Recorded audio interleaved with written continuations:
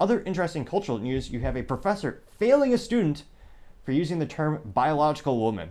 Now, this particular moron, professor is way too nice. Usually, traditionally, professors used to teach things like facts and history, but not these days.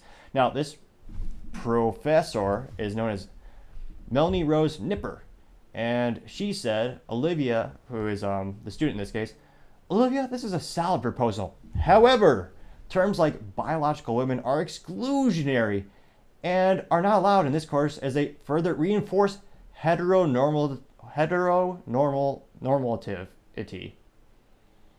Which my eyeballs hurt from rolling back in my head so far. And this is hilariously a teacher who teaches a course by the name of Women's Gender Studies.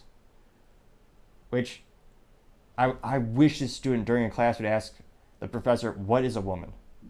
Because I guarantee this professor would abdicate from that question. That professor would not address it. They would say, oh, it's whatever you think. So this class is really useless because you don't, if there's no differences between the sexes and genders, what's the point of the class then? Are they talking about Henry Ford, I presume?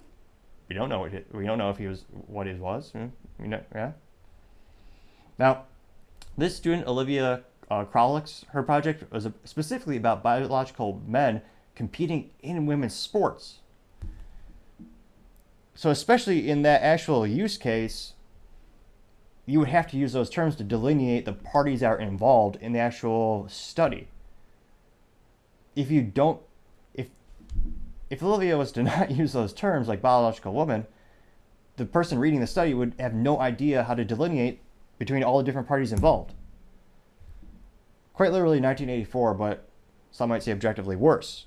Now, Olivia did speak out on the TikTok, and thankfully it's on the Twitter, so I don't have to download that app, that spyware app, but let's listen to what she had to say. I got a 0 on a project proposal in my class because I used the term biological women, which is apparently not allowed anymore. She even said it was a good project proposal, but I got a 0 because I used this term and it's exclusionary and not allowed anymore, so. And on that, I'm pretty sure every term that you use to delineate different groups is exclusionary by its very definition. The only term that's all-encompassing is American, because we're the best country on the planet. As long as you're a citizen here, you're American. But I digress for now. And I 100% know that this is like the most biased grade ever because my project is about transgenders competing in biological women's sports. How am I supposed to do my final project if I can't use the word biological women? But that's what my project is about. Precisely. On point, Olivia. On point. Now, this is actually pretty common practice on college campuses. Longer the days where a college was a type of scenario with Socrates and philosophers where you actually go to debate ideas and learn about new things. It's mostly an indoctrinational hellhole where you just are bludgeoned over the head with one political ideology. And if you're not, they'll force you to bend a knee or socially ostracize you.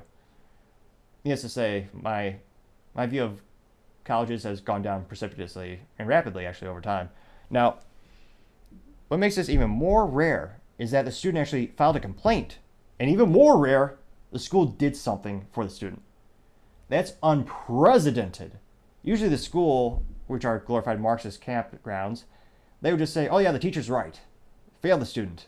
The student questioned the narrative. But it looks like the University of Cincinnati is now forcing the professor to take a course on free speech. That's beautiful. Now, there are words that come to mind. It seems like every American should have. You shouldn't need a class to teach you free speech, but our country's it's gone downhill so much you need a class on it.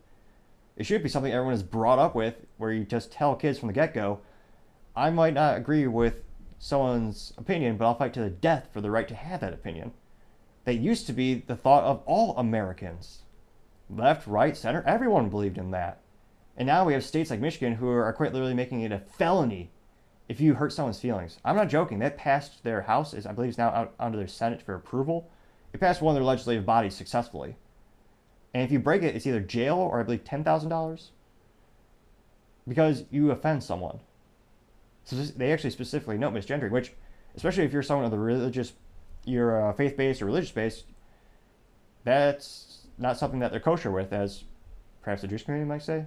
I don't know if that's a good joke or not. I don't know. Let me know in the comments if you think it failed or moderately succeeded. Time shall tell.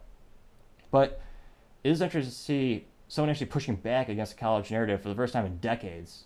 One of my favorite books that Ben Shapiro wrote, I believe it is The Authoritarian Moment or How to Destroy America. He actually wrote how 98% or 99% of all college staff professors are liberal.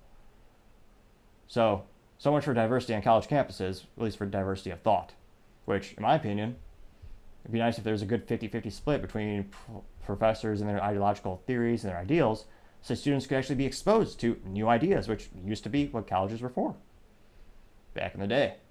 Thank you, everyone, for taking the time to tune in today. We're trying to get up to 3,000 subscribers in July, so if you could take the time to click that button, I'd greatly appreciate it. Also, don't forget to like, subscribe, and comment. The feedback greatly helps the channel out as we try to get the production better and better and better over time. Also, don't forget to tell your family, tell your friends, tell your coworkers, heck, tell your enemies, tell anyone and everyone to stay safe and fight the good fight.